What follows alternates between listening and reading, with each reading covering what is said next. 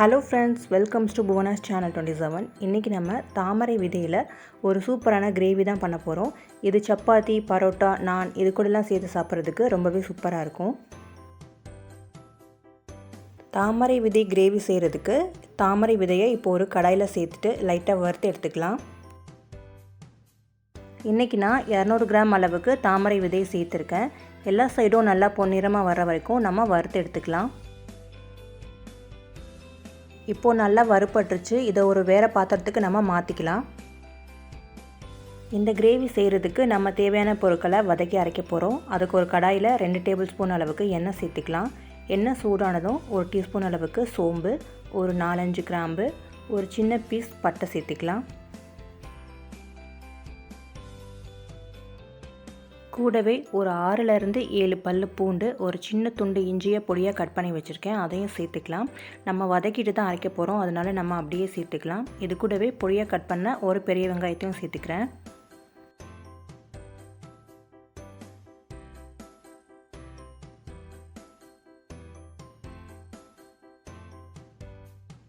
வெங்காயத்துக்கு தேவையான அளவு உப்பு சேர்த்துக்கலாம்.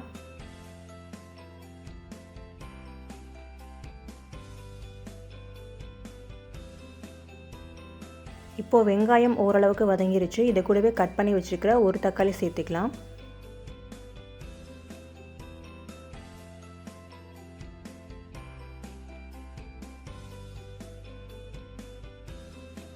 வெங்காயம் தக்காளி ரெண்டுமே நல்லா வதங்கணும். நல்லா வதங்கினதுக்கப்புறம் இதை ஆற வச்சுட்டு ஒரு மிக்ஸி ஜாரை சேர்த்துக்கலாம். இது கூடவே ஒரு 4-5 பாதாமும் நான் ஊற வச்சுருக்கேன், அதையும் சேர்த்துக்கலாம். இதுக்கு பதிலாக முந்திரி பருப்பும் நம்ம சேர்த்துக்கலாம். இப்போ இது எல்லாத்தையும் சேர்த்துட்டு நல்லா ஃபைனாக அரைச்சி எடுத்துக்கலாம். இந்த மாதிரி அரைச்சி எடுத்துக்கோங்க. இப்போது கடாயில் 2 டேபிள் ஸ்பூன் அளவுக்கு எண்ணெய் சேர்த்துக்கலாம். எண்ணெய் சூடானதும் ஒரு 1/2 டீஸ்பூன் அளவுக்கு சீரகம், ஒரு சின்ன கடல்பாசி சேர்த்துக்கலாம். கூடவே கட் பண்ண வெங்காயத்தை சேர்த்துக்கலாம். நம்ம ஏற்கனவே வதக்கி அரைக்கிறதுல வெங்காயம் சேர்த்துருக்கோம், அதனால் கொஞ்சமாக சேர்த்துட்டா போதும்.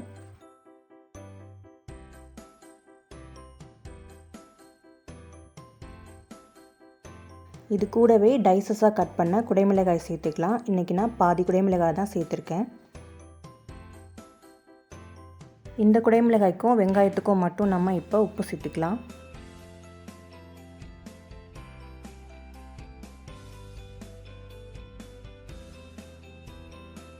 வெங்காயம் குடைமிளகாய் ரெண்டுமே ஓரளவுக்கு வதங்கிருச்சு. இப்போ நம்ம மசாலா பொடிகளை சேர்த்துக்கலாம். ஒரு 1/2 டீஸ்பூன் மஞ்சள் பொடி, 1 டேபிள் ஸ்பூன் அளவுக்கு மல்லி powder, 1 table spoon chilli powder, 1 table spoon garam masala சேர்த்துக்கலாம்.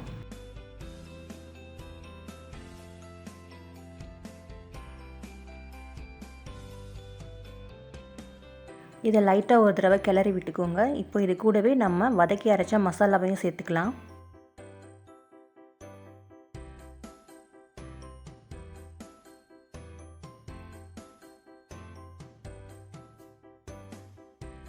கூடவே கிரேவிக்கு தேவையான அளவு தண்ணீர் சேர்த்துக்கலாம். இதை நல்லா மிக்ஸ் பண்ணி விட்டுக்கோங்க. தேவையான அளவு உப்பு செக் பண்ணிக்கோங்க, தேவைப்பட்டால் சேர்த்துக்கோங்க. மசாலாவோட பச்சை வாசனை எல்லாம் போகிற அளவுக்கு ஒரு 10லேருந்து 15 நிமிஷம் வரைக்கும் இது நல்லா கொதிக்கணும்.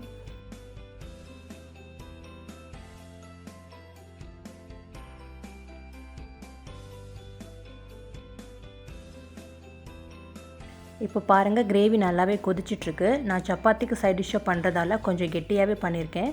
உங்களுக்கு கொஞ்சம் தண்ணியாக வேணும்னா இன்னும் கூட தண்ணி ஆட் பண்ணிக்கலாம்.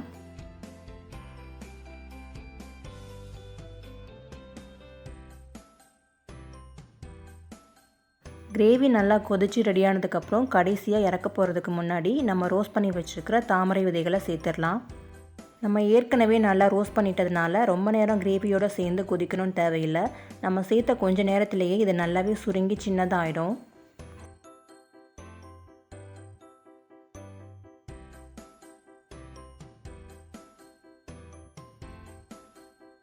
கடைசியாக ஃப்ளேம் ஆஃப் பண்ணிவிட்டு கொஞ்சமாக கஸ்தூரி மேத்தி சேர்த்துக்கலாம். அவ்வளோதான், நம்முடைய தாமரை விதை கிரேவி சூப்பராக ரெடி ஆயிடுச்சு.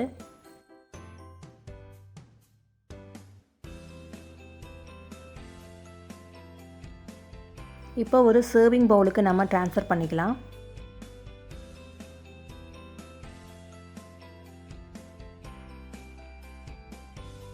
இதுக்கு மேலே கார்னிஷிங்காக கொஞ்சமாக தாமரை விதைகள் சேர்த்துக்கிறேன்.